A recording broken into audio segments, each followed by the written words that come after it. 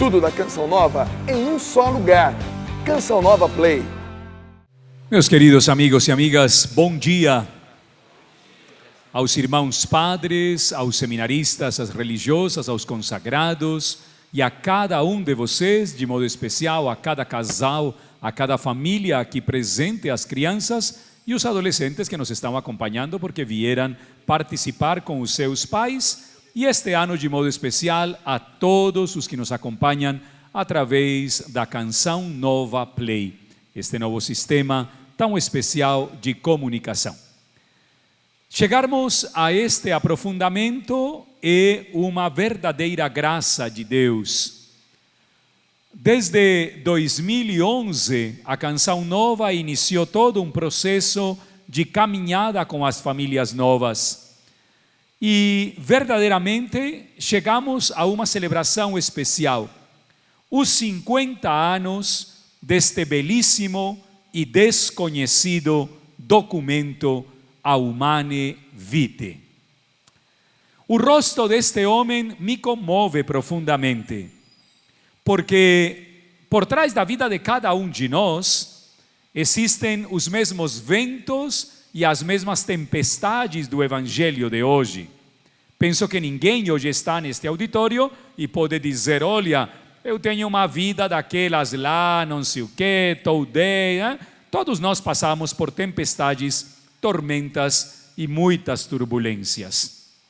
Mas o pontificado de Paulo VI foi um pontificado marcado por uma situação muito forte: a incompreensão. Estava vindo à igreja da grandeza, da bondade, da generosidade, da simpatia do gordão chamado João 23. Um homem que parecia um pirulito, gostoso para todo mundo, hein? Todo mundo olhava para o Papa bom, o Papa bom, o Papa bom. Todo mundo amava João 23. Diziam que era um Papa de transição, mas deram uma grande errada, porque foi o Papa que, inspirado pelo Espírito Santo, convocou o grande Concílio Vaticano II. Morre João 23 e escolhem a Giovanni Battista Montini, que adopta o nome de Paulo VI. Esse pontificado começa com umas situações muito particulares. Por quê? Acontece que o Papa Paulo VI era o cardeal de Milão. Quem já esteve em Milão sabe que Milão é uma cidade cosmopolita. Milão é uma cidade fantástica. Você encontra tudo o que você quiser 24 horas ao dia. Digamos que é a Nova York da Itália. E tem um grave problema, bem colocado no centro da realidade pastoral. E é nada mais nem nada menos que a sociedade industrial de Milão. A cidade da moda, a cidade das grifes, a cidade das grandes movimentações sociais, com uma realidade própria. Muitos padres e grande número de católicos. É a maior diocese do mundo em relação ao clero e à participação dos fiéis. Tem grandes movimentos, tem grandes atividades. Hoje o padre na missa nos lembrava a presença do leigo, tudo isso. E o cardeal Montini tinha feito um sínodo. Que é um sínodo diocesano? É uma reunião para avaliar as situações mais difíceis a nível pastoral. E o primeiro item que apareceu foi a pastoral familiar. Não andava nada bem a pastoral familiar. E o Papa estava preocupado, nessa época, o cardeal, de como responder aos desafios das famílias. Por incrível que pareça, isso foi lá por volta do ano de 1961, 60. Ainda não era Papa. Mas já estava perfilando-se uma realidade muito crítica na Itália, na Europa e na América. Aquilo que nós veremos depois, a questão da inseminação artificial.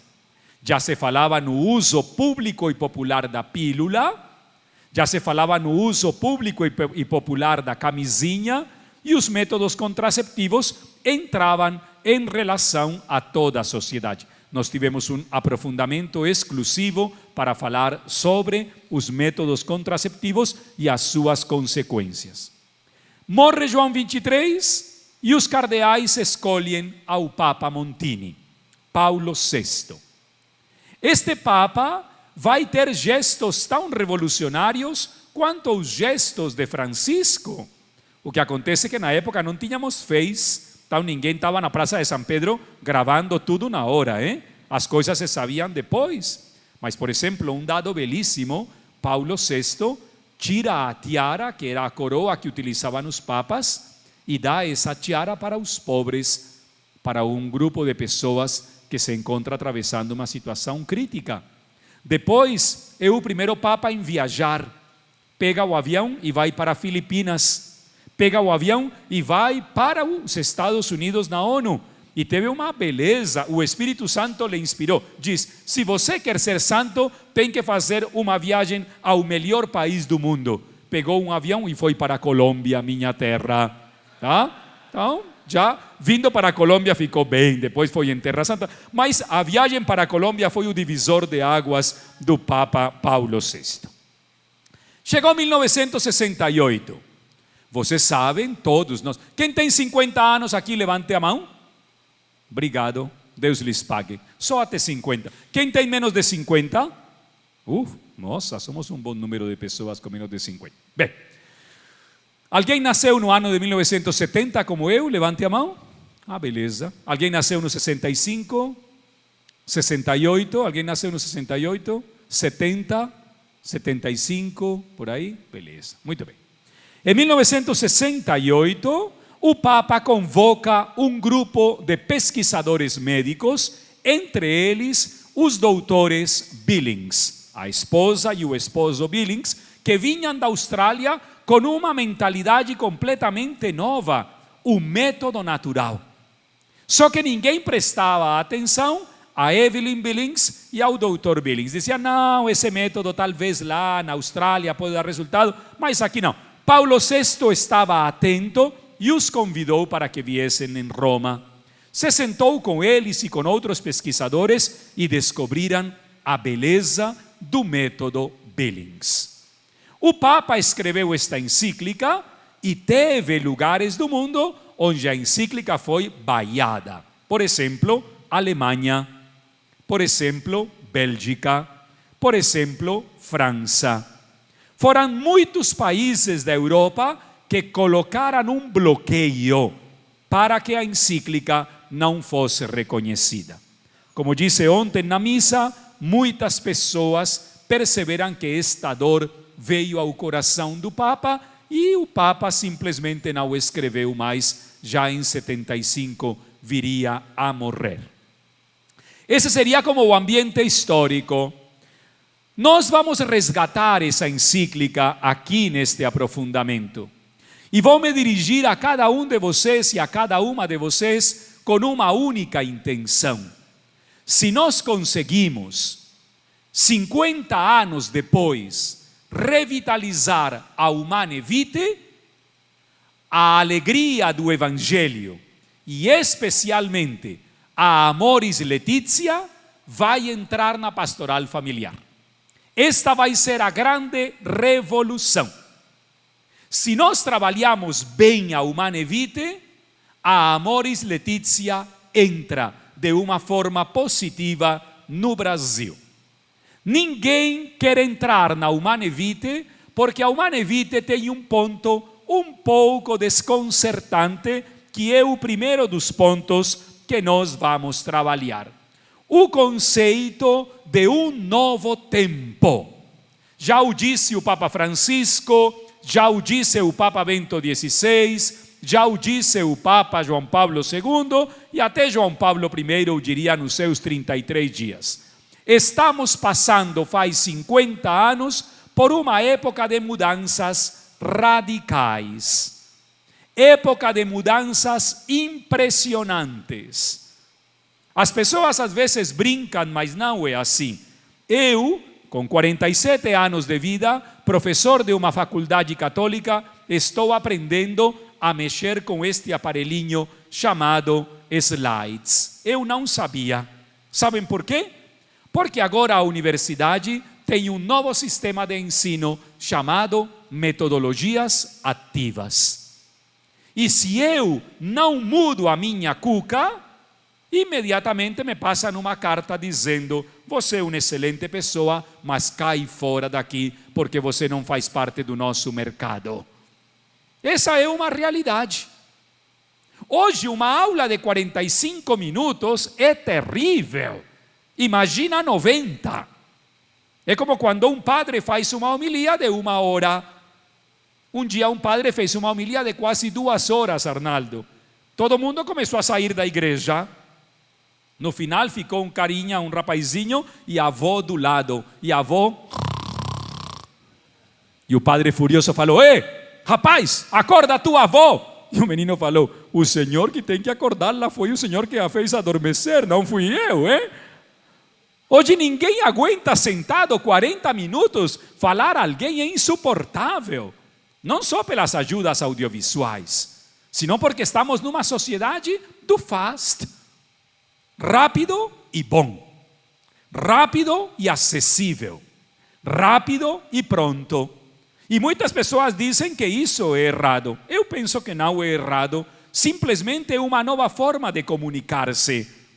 Em 1968, a igreja percebeu que houve, por exemplo, um movimento estudantil muito grande no mundo ocidental. O que aconteceu em Paris, aconteceu em São Paulo, em BH, no Rio e em tantas outras cidades do mundo. Em 1968, não era simplesmente um grupo de estudantes que estava pedindo a libertação, não sei o quê. Não. Todas as universidades do mundo entraram quase que numa única comunhão para criar um movimento estudantil muito mais forte. Um segundo elemento que descobriu a igreja: o uso da pílula contraceptiva se popularizou. Até 64, 65, só as camadas mais altas tinham direito a conseguir uma pílula contraceptiva. Mas depois a pílula se tornou popular. A famosa revolução dos hippies, o movimento hippie que se estabeleceu em muitos lugares. Depois, houve algo que mexeu com a base do mundo. O que coisa? A primeira tentativa de uma viagem pré-luar, ir para a Lua. E vai se concretizar no 19 ou 20 de julho de 69. O homem já estava pensando no espaço. Se criou um lema na década de 68: proibido proibir. Tudo é permitido. E aqui nós entramos. A partir do 68 era proibido qualquer proibição. Então, se você dizia: não, isso não se pode fazer, e as pessoas ficavam furiosas. Não, isso não. E por que não? Quem diz que não? Se em tal lugar estão fazendo, por que nós não podemos fazê-lo? Vejam, eu nasci no país da maconha. Nunca consumi maconha.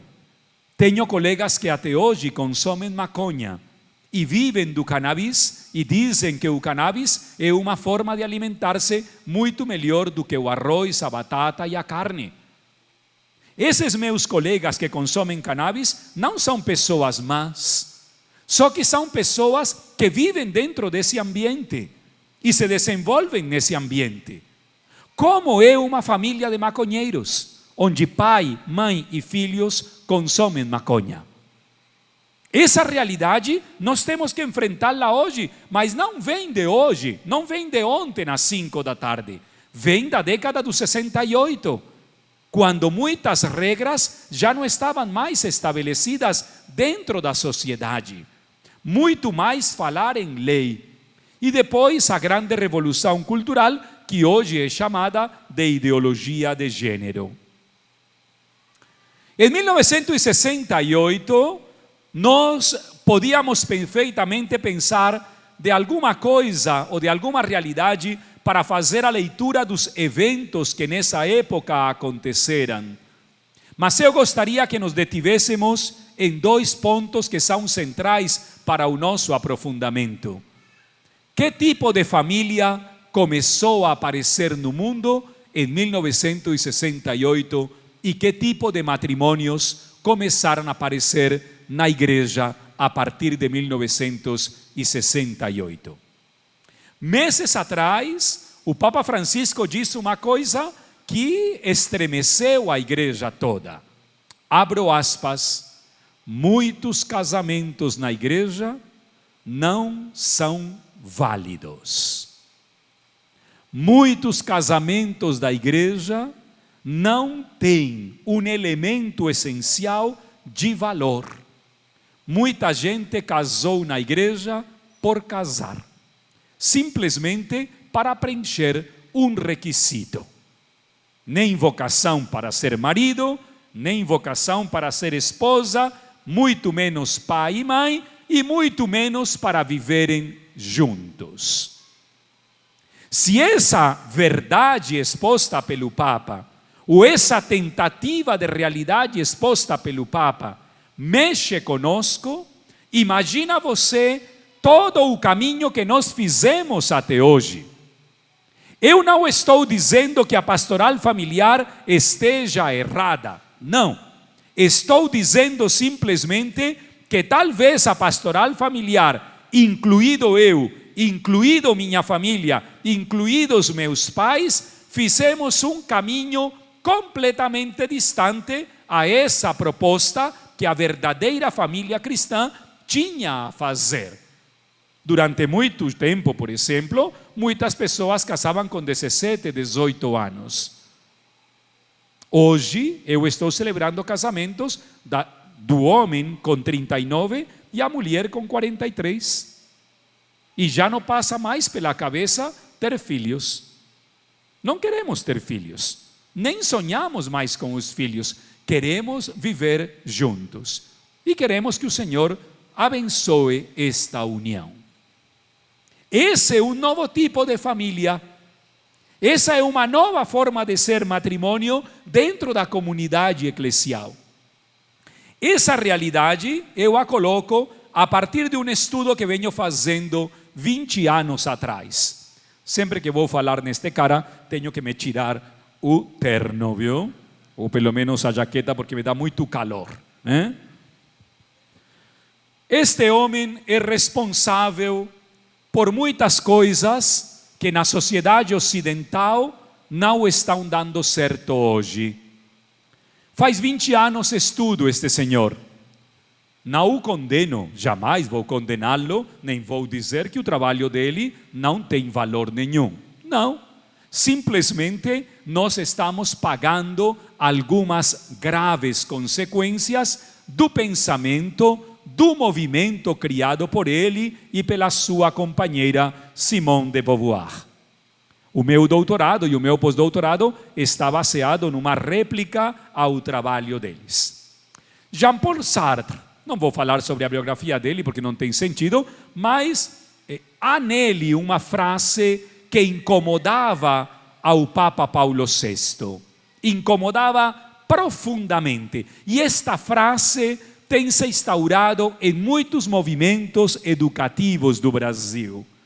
O mal só pode ser vencido por outro mal. Assim Sartre pensava a situação. Então ele dizia, já passaram 2 guerras, já estamos nos preparando talvez para uma 3ª guerra mundial. As coisas não mudam. Como podemos tirar o mal da terra? Implante outro mal. Crie outro mal. Por que não? Dizia Sartre. Há um problema demográfico. O que vamos fazer? Vamos começar a contrarrestar a natalidade. Se tem problema de superpopulação, o que vamos fazer? Vamos começar a dizer ao mundo que tem gente demais. Há 3 teorias que segue Sartre em volta da superpopulação. Se o que estão dizendo é que não tem mais comida no mundo, temos que começar a diminuir a população, porque ninguém vai ter comida daqui a 50, 60 anos. O pensamento sartriano veio a trazer uma forma de ser pessoa muito controvertida. E o que mais me impressiona, não nasci no Brasil, claro está, mas no meu país de origem também sinto o mesmo, e hoje, como pesquisador na universidade, o vejo com clareza. Em muitas universidades católicas e não católicas, o que paira é o pensamento sartriano. E isso é evidente. Muitos legisladores dos países latino-americanos têm Sartre como modelo para legislar, para filosofar e para ativar uma cultura nova. A primeira pergunta que eu me faço neste aprofundamento, olhando para o pensamento de Sartre. Sartre se perguntava: quem é o homem em 1968? Quem é esse homem? Quem é essa mulher? Pouco tempo atrás, em 2007, os bispos se reuniram em Aparecida, aqui a 30 quilômetros, para se fazer a mesma pergunta.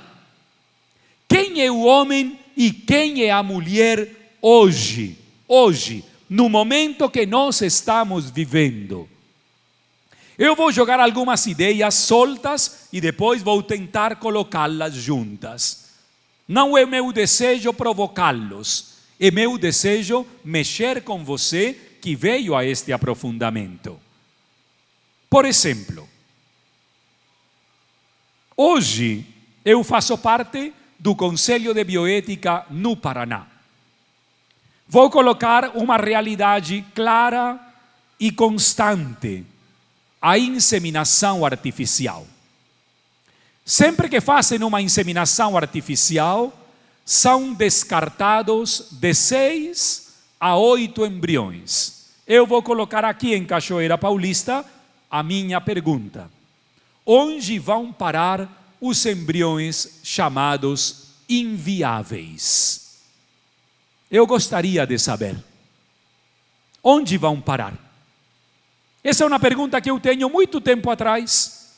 Ninguém me responde essa pergunta quando estamos reunidos no Conselho de Bioética, porque ninguém está interessado nisso. Quem é o homem hoje, 14 ou 13 ou 15 de abril de 2018? Em poucas palavras, o pensamento sartriano entrou até na igreja. Vejam a primeira coisa que ele coloca: qual é a diferença entre o homem e as coisas? Perdão, tem gente que dá a vida por isto. O que é isto? Este é o meu Audi 4, eu amo. Qual é a diferença entre você e uma coisa quando você vive por este objeto? Tem gente que sem isto não pode viver. Aliás, os meus alunos não vivem sem o celular. Mas não são eles, eu e você também. Tem gente que olha para o celular 500 vezes ao dia. Celular, celular, celular. Que diferencia você de uma coisa? Vejam a inteligência de Sartre. Muitas pessoas dependem das coisas. E o mais triste é que muitos seres humanos se tornaram objetos. Não conheço ninguém neste auditório, mas esta pergunta é para mim e talvez não para você. Você se diferencia dos objetos ou os objetos dominam você?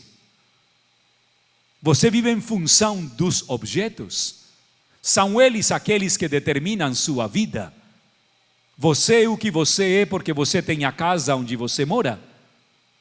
Você é o que é porque você tem o carro que você tem para se mobilizar? Porque você tem um nível social que você ocupa? Esse é um pensamento sartriano.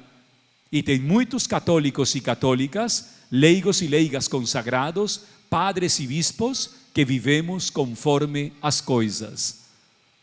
E isto é uma gravidade implícita. Sabem por quê? Porque o homem perdeu o seu projeto. Muitas pessoas das que estamos aqui neste aprofundamento perdemos o horizonte do nosso projeto de vida. Tem muitos que só estão esperando o dia a dia passar, em função do objeto. Primeira coisa, aqui está o eixo central da mudança de conceito de preparação para o matrimônio. Tem que acontecer, minha gente. Tem que mudar. Se continuamos na série na qual nós estamos, o objeto do matrimônio será a festa de casamento. Olha como estamos hoje dominados. Tem gente muito boa na igreja, que tem vocação para casar, mas que vive em função do objeto, o vestido de noiva, o vestido do rapaz, a lua de mel, a casa, o apartamento e acabou. E depois se inicia um tempo vazio, porque a pessoa estava em função do objeto, não estava em função do projeto. Quem não está em função do projeto não consegue entender a humana vida, porque o sexo também pode tornar-se um objeto.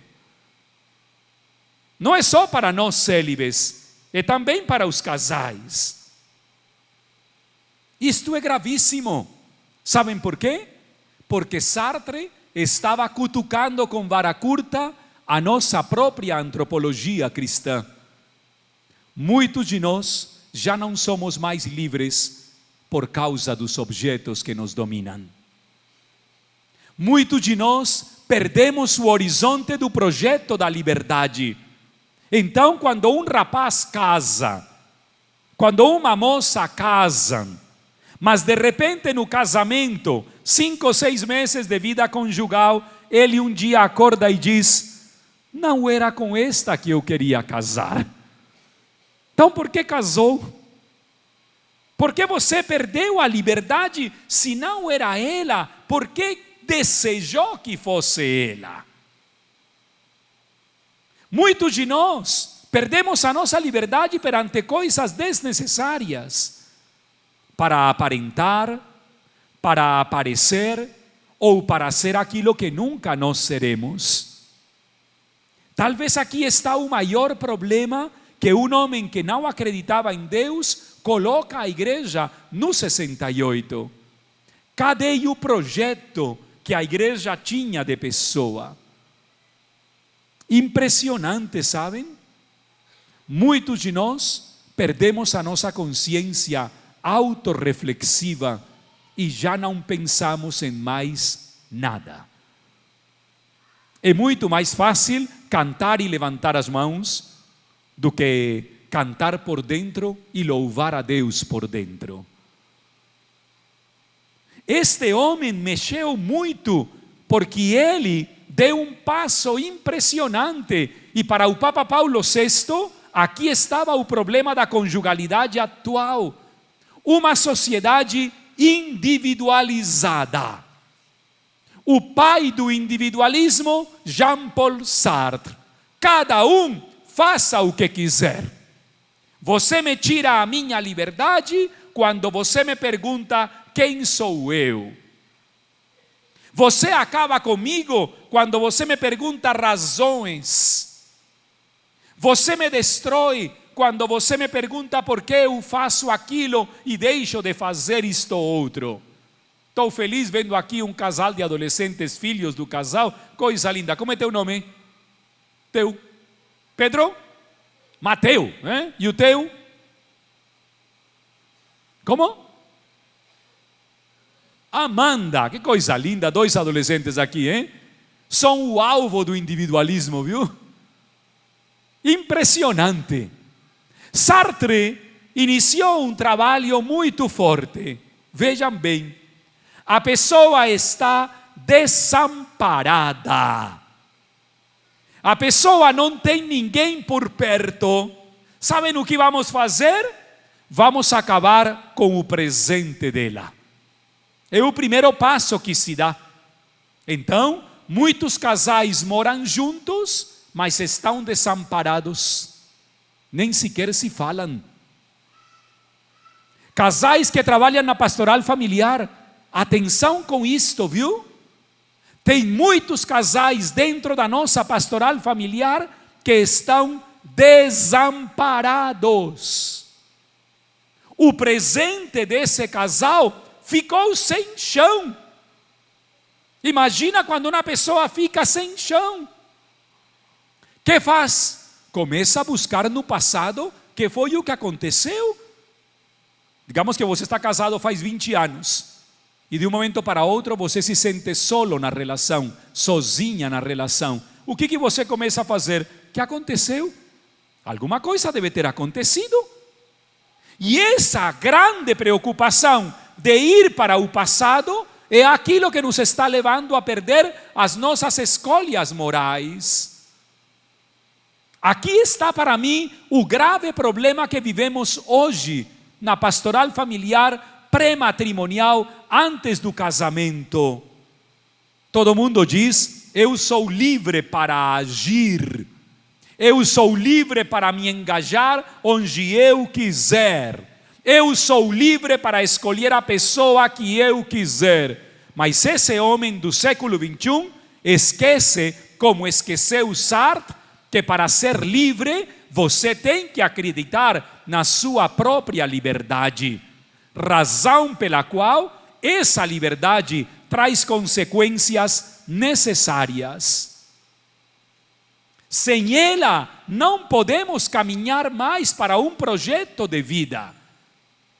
Quando você domina uma pessoa, você se esquece de que ela é limitada. Você coloca cargas nessa pessoa insuportáveis.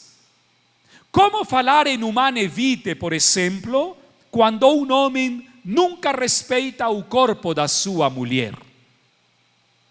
Como falar em humane vitae num casal que mantém relações extraconjugais?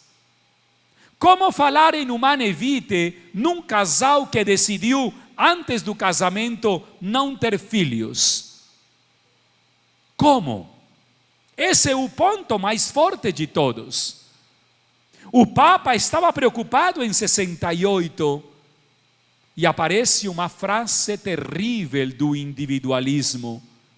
Todos juntos a primeira frase, 1, 2, 3, o mundo. 1, 2, 3. Não ouvi. 1, 2, 3. O que significa opaco em português? Oi? Não é transparente. O que mais significa opaco?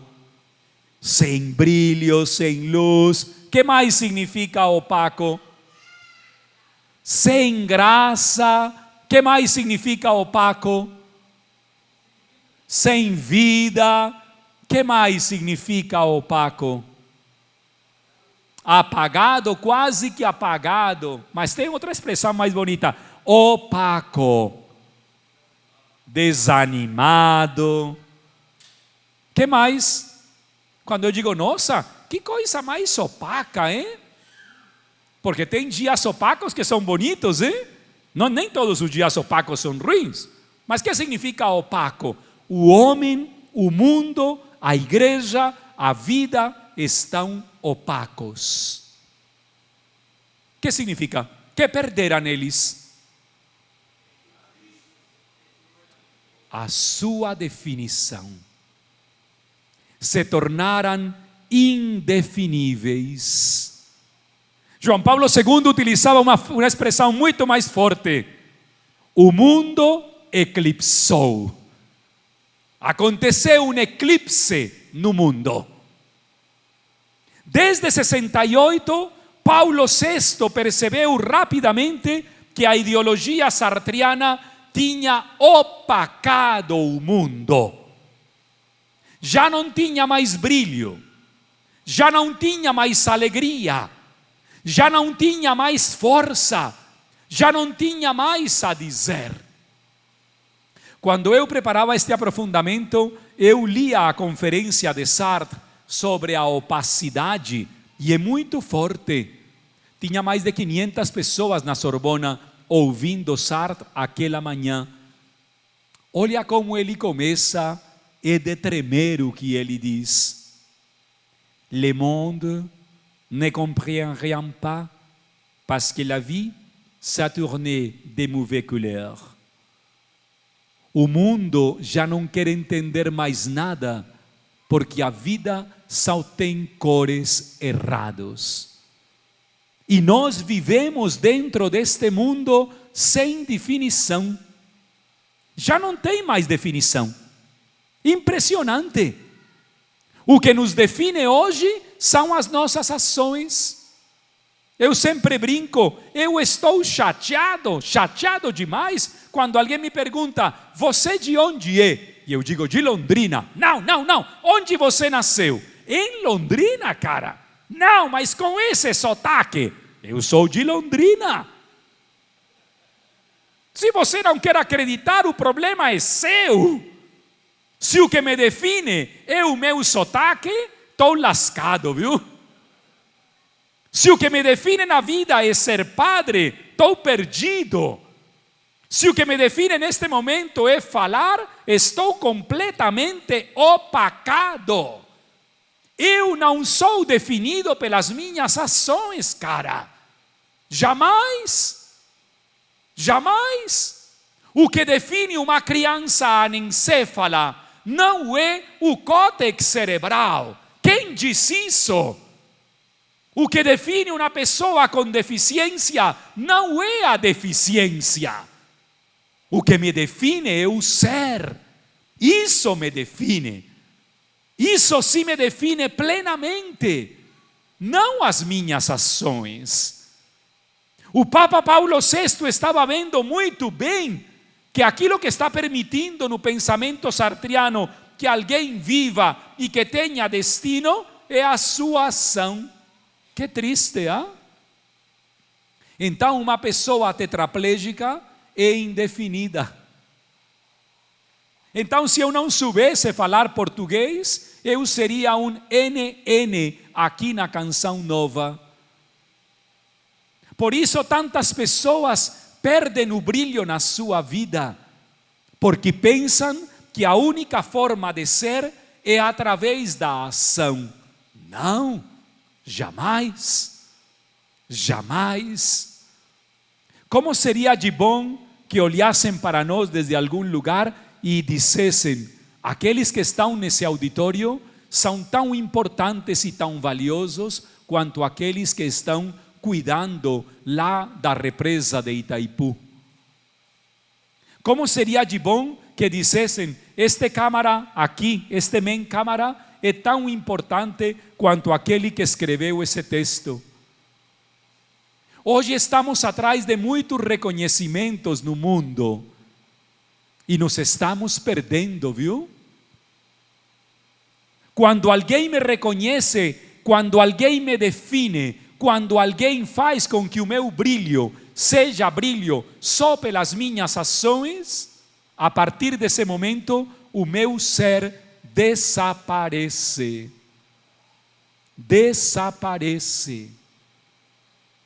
Parabéns para os cônjuges que descobriram que o amor que sentem pelo seu cônjuge não nasce nas ações, nasce no amor, independentemente do que eles façam ou deixem de fazer. Parabéns para os pais de família que não colocam os seus filhos como motores e turbinas para que façam, mas sim para que o seu ser se desenvolva, independentemente das ações. Temos que dar um basta com esse sartrianismo que entrou em muitos ambientes. Na pesquisa destes 20 anos, eu encontrei um filósofo grego bem antes, muito antes de Sartre, Zenão, a sua cidade Sísio. Impressionante. Paulo VI, quando prepara a primeira parte da Humane Vitae, vai retomar o pensamento de Zenão. Sabem por quê? Porque Zenão vai mexer com uma palavra que cada vez mais, quando falamos em lei natural, começa a desaparecer. a indiferença. Hoje, no século XXI, nos encontramos diante de pessoas indiferentes. Tanto faz, tanto fez. Se é natural, sei lá. Se é artificial, sei lá. Por que digo isto? Vejam. Em 2005, quando cheguei de Roma, numa cidade do Brasil, fui convidado para a Semana Teológica e eu fiz uma pergunta que parecia uma pergunta tola, mas não era tão tola. O que vão fazer com os 150.000 embriões congelados? Onde vão colocá-los? Muita gente do auditório riu, outros vaiaram, outros escreveram e assim por diante. Tá? Hoje, em muitos hospitais do mundo, a pergunta é a mesma. O que fazer com os embriões congelados? Mas agora vem uma segunda pergunta para o Brasil e para a América Latina toda. Estão aumentando os bancos de esperma, de sêmen, e estão aumentando os bancos de óvulo. O que vão fazer com esses espermas congelados e com esses óvulos congelados? Vão comercializá-los? Semana passada nasceu uma criança que esteve congelada há 7 anos. Os pais já morreram. Os tios não querem se fazer cargo da criança. Com quem vai ficar essa criança? Não estamos falando de padrinho e madrinha de batismo, hein? Estamos falando de uma realidade que é angustiante. O mundo está caminhando por um lado que é cada vez mais individualizado. E esse individualismo se tornou indiferente. Sabem por quê? Porque a indiferença hoje é a chave para a vida livre. Impressionante. Já se falava 6 séculos antes de Cristo. Se falou 6 séculos depois de Cristo. Estamos no século XXI e ainda o individualismo de Zenão de Cício, que permeou o pensamento de Sartre, continua permeando o pensamento de muita gente. A chave da felicidade é a indiferença. Não se meta comigo, que eu não me meto com você. Por isso, a Humane Vitae não entrou positivamente na igreja no Brasil. Desde 68, há um bloqueio impressionante para a Humane Vitae. Vou fazer uma pergunta bem fofa. Levante a mão quem já leu a encíclica toda do começo ao fim. Obrigado pela honestidade. Quem leu até a metade? Obrigado pela honestidade. Quem nunca leu? Obrigado pela honestidade. Quem vai ler? Levante a mão. E quem vai reler? Beleza, muito bem. Agora, vem a pergunta que não é tão fofa. Quem vai fazer de tudo para aplicar a Humane Vitae? Ah, bom, já o número melhora, hein? O primeiro erro é pensar que a Humane Vitae é só para casais. Esse é o primeiro erro. Tire essa indiferença da sua cabeça e do seu coração. Não é. É para todos os membros da igreja. Para que entendamos algo que é belíssimo: o amor conjugal. O amor dos cônjuges. Que em primeiro lugar é um amor expansivo. É um amor que se dá. É um amor que se entrega. É um amor que reverte essa indiferença. De tal forma que quando vem o sofrimento, esse amor do homem e da mulher vai trazer um conforto impressionante. Há um parêntese aqui, viu? Todos os seres humanos, todos, a começar por mim, que nos apegarmos às coisas, sempre correremos o risco imenso de sofrer. Todos. A Humane Vitae vai dar um pontapé no número 6. Quem tem a encíclica aí, Acho que todos têm encíclica. Beleza. Então faça-me o favor. Vem cá você. Vem cá. Venha. Isso, já que você foi a primeira a abrir esse livro. Leia o número 6. Assim para de bocejar tanto, viu? Já daqui a pouco vamos terminar esta primeira parte. Vai poder ir lá e comprar uma esfirra de requeijão. Número 6. Isso. A resposta do magistério. As conclusões a que tinha chegado a comissão não podiam, contudo, ser consideradas por nós como definitivas, nem dispensar-nos de um exame pessoal do grave problema. Até mesmo porque, no seio da própria comissão, não se tinha chegado a um pleno acordo de juízos acerca das normas morais que se deviam propor, e, sobretudo, porque tinham aflorado alguns critérios de soluções que se afastavam da doutrina moral sobre o matrimônio, proposta com firmeza constante pelo magistério da Igreja. Por isso mesmo, depois de termos examinado atentamente a documentação que nos foi preparada, depois de aturada reflexão e de insistentes orações, é nossa intenção agora, em virtude do mandato que nos foi confiado por Cristo, dar a nossa resposta a estes graves problemas. Obrigado. Não estava sendo fácil para o Papa, viu? Por que coloco este número 6 como abertura do estudo? Porque as pessoas pensam que quando o Papa escreve, todo mundo abaixa a cabeça. Não. Primeiro, estava com problemas dentro da comissão.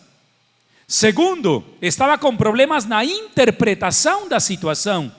E em terceiro lugar, o Papa não estava encontrando uma resposta suficientemente clara para que os fiéis entendêssemos que cada vez mais a indiferença estava ocupando um lugar dentro do pensamento dos casais. Amigos e amigas, em 22 anos de padre, quase 20 de professor, cada vez mais percebo a problemática da indiferença em relação aos temas da moral sexual, em relação aos temas da moral conjugal. As pessoas vamos até um certo ponto, mas quando se toca o ponto da sexualidade e da conjugalidade, se criam graves problemas. A proposta que o Papa Paulo VI, através do documento, vai nos fazer é uma proposta clara. Por isso, na segunda parte, veremos o significado da lei natural. Mas era necessário, nesta primeira hora, tentarmos descobrir que há um pano de fundo muito grave. Gosto demais do que diz o documento. A situação é grave. 50 anos atrás era grave. 50 anos depois, continua sendo grave. Então, não é um aprofundamento aquele que vai nos dar a luz suficiente para poder colocar em prática o Humanae Vitae. Mas neste aprofundamento, o que nós queremos é que cada um de vocês, junto conosco, perceba que há uma gravidade imensa, porque o documento não chegou de forma positiva, porque o documento não é conhecido e porque o documento não foi acolhido.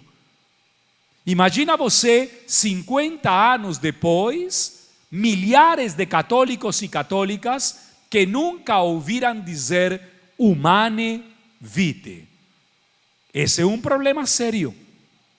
Então, todo este caminho até aqui foi para reconhecer que há uma barreira quando se fala no amor conjugal. Há um problema, a anterior, por favor, há um problema de um mundo que está qualificando a relação conjugal, o homem e a mulher, à luz das suas ações, esquecendo que a pessoa vive muito antes de agir. O que me define não é a minha ação. Os atos me ajudam na minha definição, mas eu não sou definido diretamente pelas minhas ações. Esta realidade modifica a complexidade do tema. Na segunda parte veremos o grave drama da lei natural quando ela tem que confrontar-se com a biotecnologia, por exemplo. Quarta-feira passada, tivemos um problema sério na sala de aula. Convidei um pesquisador que pesquisa sobre a clonagem. Quando digo um problema sério, significa sério mesmo. Porque este professor me dizia, quando apareça o primeiro clone humano, aí eu me levantei da cadeira. E eu falei, um clone não pode ser humano. Porque se Deus é Deus, Deus não repite as coisas. Se é Deus, como eu acredito que é Deus, Deus não é um Deus repetitivo. Deus é um Deus original. Fez cada criatura à sua imagem e semelhança com uma particularidade própria. E este homem entrou em briga completa. Mas tem que ser chamado humano. Não, professor. Tem todas as configurações humanas, mas tem algo que não o deixa ser humano. E é que é um clone, é uma cópia. Essa problemática me assusta cada vez mais. Porque a lei natural, como veremos depois, está desaparecendo cada vez mais. Para terminar, e Deus disse, meu Deus, não tem outra saída. Temos que retomar as coisas e temos que ver onde está a gravidade do assunto. Tá? Tudo da Canção Nova em um só lugar. Canção Nova Play.